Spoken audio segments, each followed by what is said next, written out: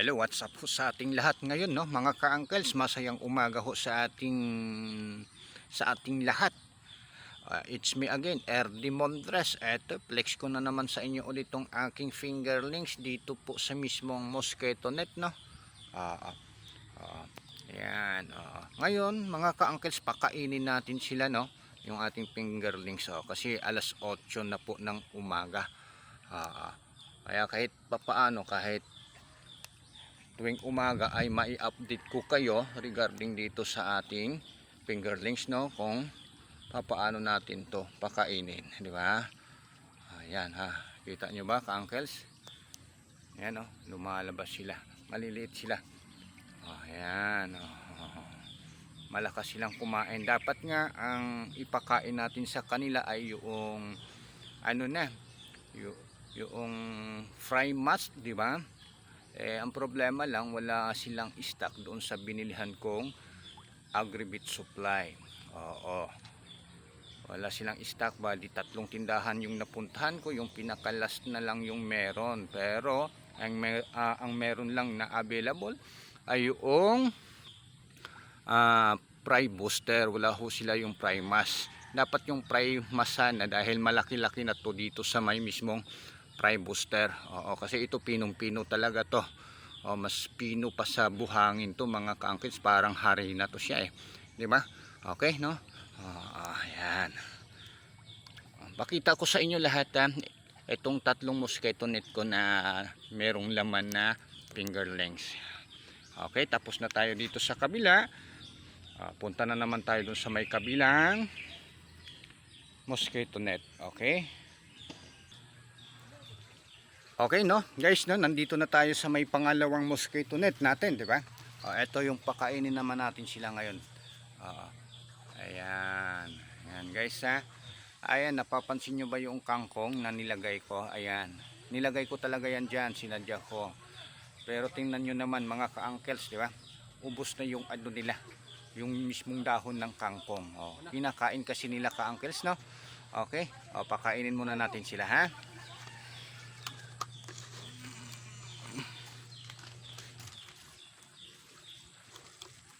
Ayan. Itong itong feeds na binigay natin sa kanila ay ito na yung tinatawag na pre-starter, kasi mas malaki-laki na to sila konti doon sa mismong kabila, yung nandoon sa may mismong kabilang net. Ayan, nakikita nyo yon. Yun yung may puno na talisay. Yan, mas malaki-laki yung nandito kaysa doon sa mismong kabila. Ayan, okay, no? Ayan lang ho, mga ka-uncles, no? Kahit pa paano pinakain na natin sila, na-update ko kayo regarding dito sa aking fingerlings. Kaya ito yung nasa loob mismo ng mosquito net. Ngayon, bilang pangatlo, itong malaki.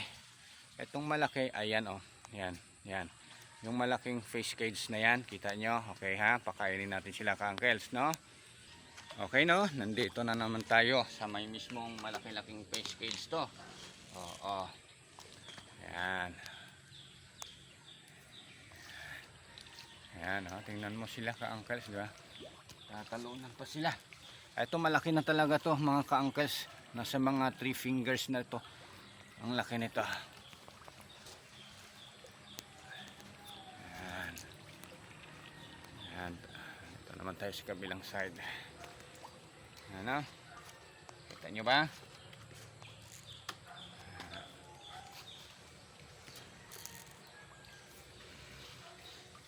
Yan, ganun lang, mga ka-uncles, no?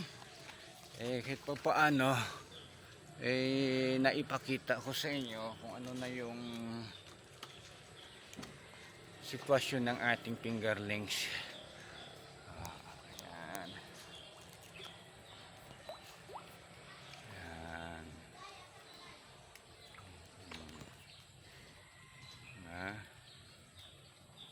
Makain sila. Balik lang natin.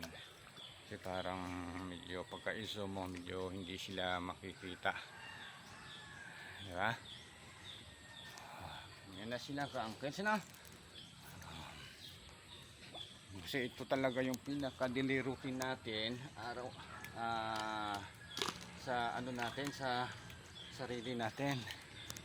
No-monitor natin to sila, papakain, yan, tatanggal ng mga nalalaglag na mga niyog, puno ng niyog, yung mga buko na kinainan ng mababait, yan, tinatanggal natin yan mga ka-uncles, no? Okay, yun lang muna. Maraming salamat sa inyong lahat mga ka-uncles. It's me again, RD Mondres, diba? Ay, ano po pala, please naman subscribe naman din sa YouTube channel natin, no? RD Span Life. Oo, meron din tayo sa YouTube channel natin. Meron tayong ano doon, mga videos din na pwede nyong panoorin, mga long form video, ha? Okay, maraming salamat and good luck ho sa ating lahat. Bye-bye.